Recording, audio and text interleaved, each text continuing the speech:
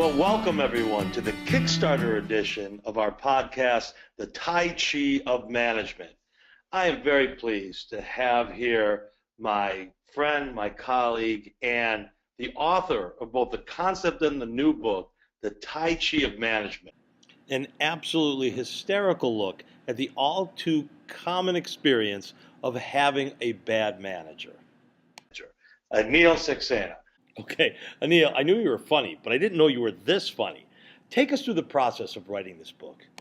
Yeah, well, first of all, thanks, Peter. And I'm looking forward to doing a lot more of these podcasts to shine a light on bad management practices, maybe laugh at them, and maybe figure out how we can get rid of them in the process. Really, in the beginning, it was sort of a cathartic kind of thing to write the book.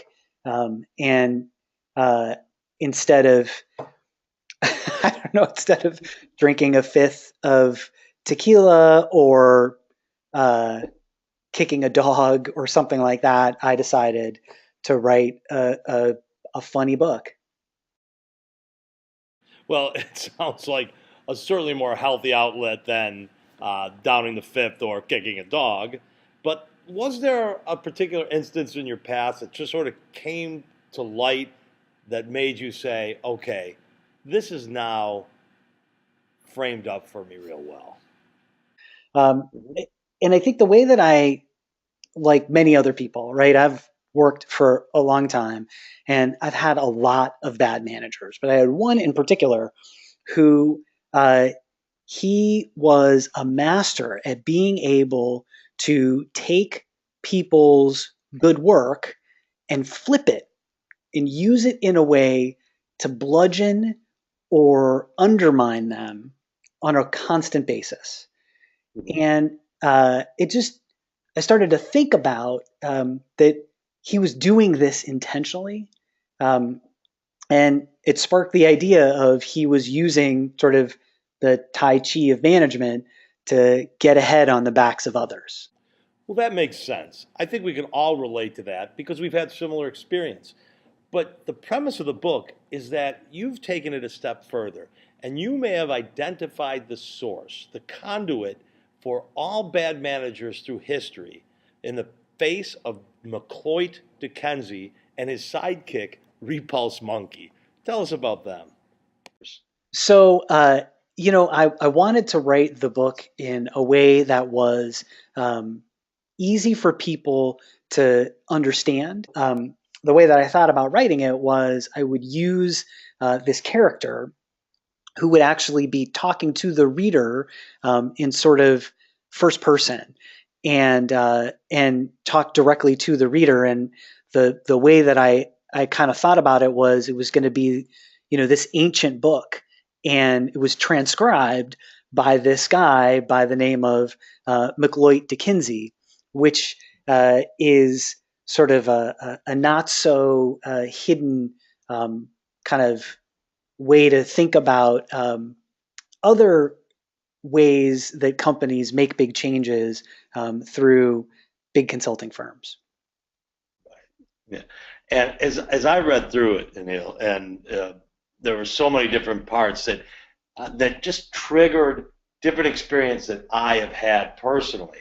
And I am sure that anybody who reads this is going to connect on that kind of level. I shared with you yesterday a story, and I'll encapsulate it briefly. I was working on a project. It was in the Midwest for a company, and they sent us out to the West Coast, actually in your area. And the manager on the site was exactly as you described in one of your chapters. Specifically, it came to mind one of the quotes about Genghis Khan, who said, fictitiously, that he knew he was doing his job right if every time he walked by an employee, they flinched. And this manager had that exact tenor. Every time he walked somebody by one of his employees, they visibly recoiled. And I said, wow, I am guessing that that's the same type of experience that people who read this book will have.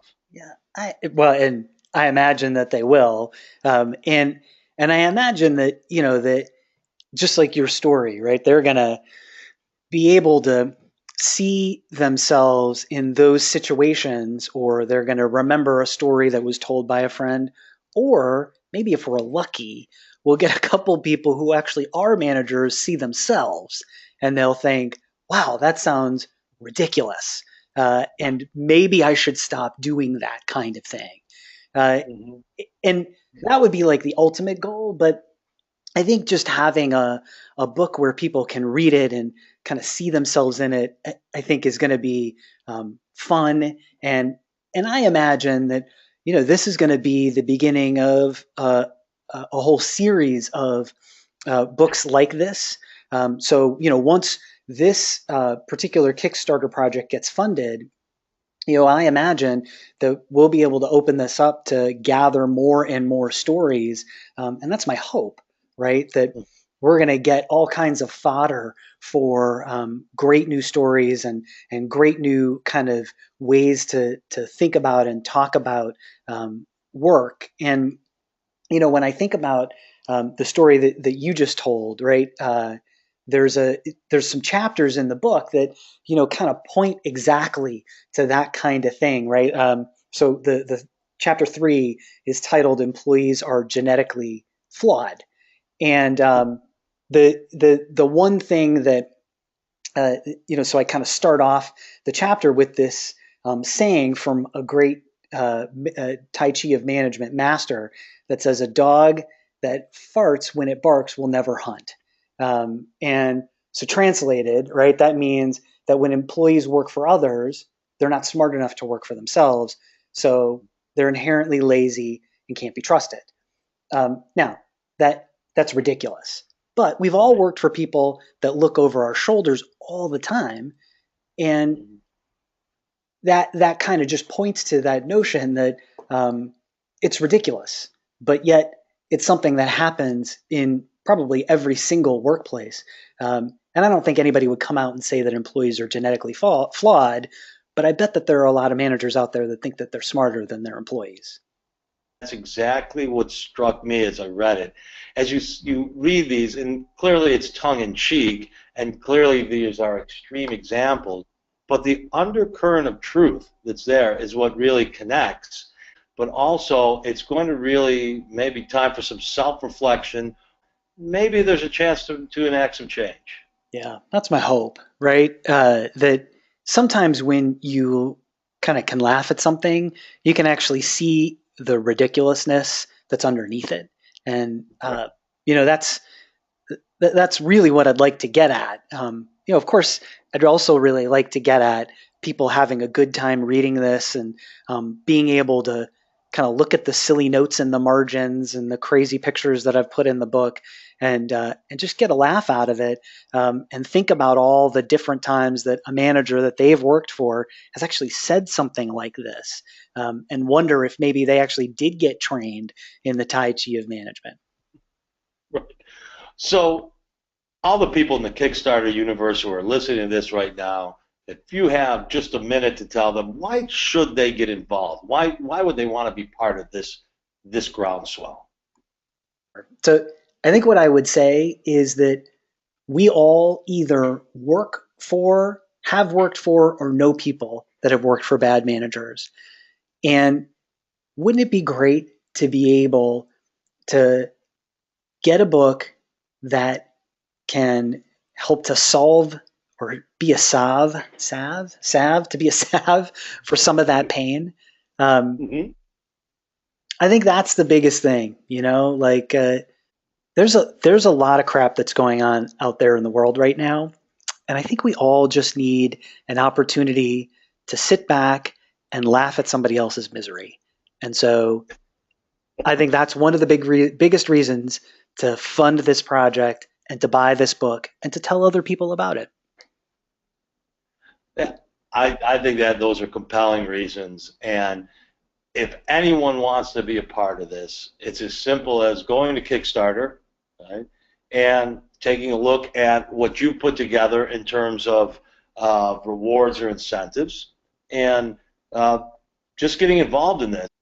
Right on. Thanks, Peter. I appreciate it. And if you want to find out more about this project, um, please look it up on kickstarter.com. It's under publishing, the Tai Chi of Management. And if you want to find out more about me, you can go to that same page and learn a little bit more about how you can get involved. I'm happy to hear your questions, looking forward to your ideas, and I'm really looking forward to partnering with anybody who's interested.